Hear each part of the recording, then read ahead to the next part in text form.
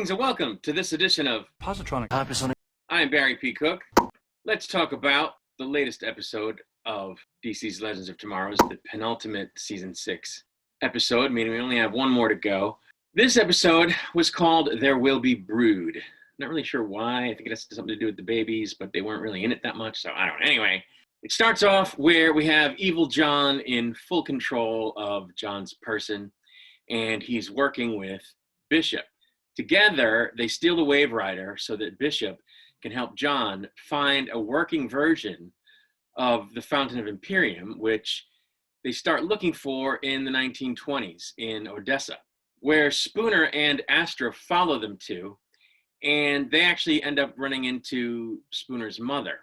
John and Bishop find a bunch of mushrooms where the fountain should be and develop a theory that the fountain isn't liquid and, like a traditional fountain, but kind of a magic dirt bed that grows powerful mushrooms and not the psychedelic kind. I wasn't really sure on what they were talking about. But anyway, it's what they need to do what they're trying to do. We find out that Spooner was first abducted by aliens from this era as a kid and then sent to the future absent a bunch of her memories of her life up to that point. And she actually ends up meeting herself as a kid, just as John catches up with her and Astra at Spooner's childhood home. John shows Spooner her mother's fate, which is to be killed by the oilmen who are after her land. And Spooner decides to save her mother and her younger self by giving John her blood so that he can open the fountain. Now, why he needs her blood, I wasn't really clear on that. I guess because younger her was deemed worthy by the fountain, so he wants her blood so he can,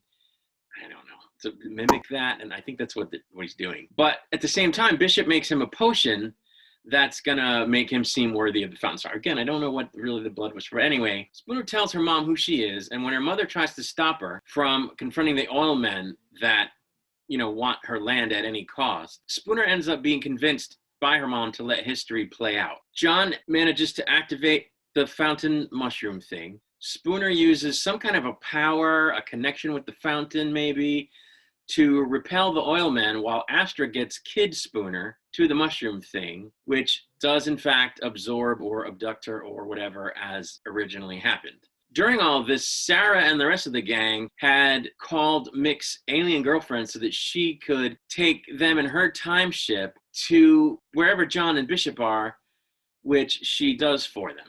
They're trying to save the baby. There was the thing about the babies. I don't know. But the potion that Bishop gave John was a poisoned innocence potion because he wanted to kill John and kill the Earth once John was linked to the fountain by extension, and then remake it, which seems to actually hurt Spooner, adult Spooner, which is kind of weird. And then the only other thing that really happens is John gets absorbed by the Earth and seemingly dies.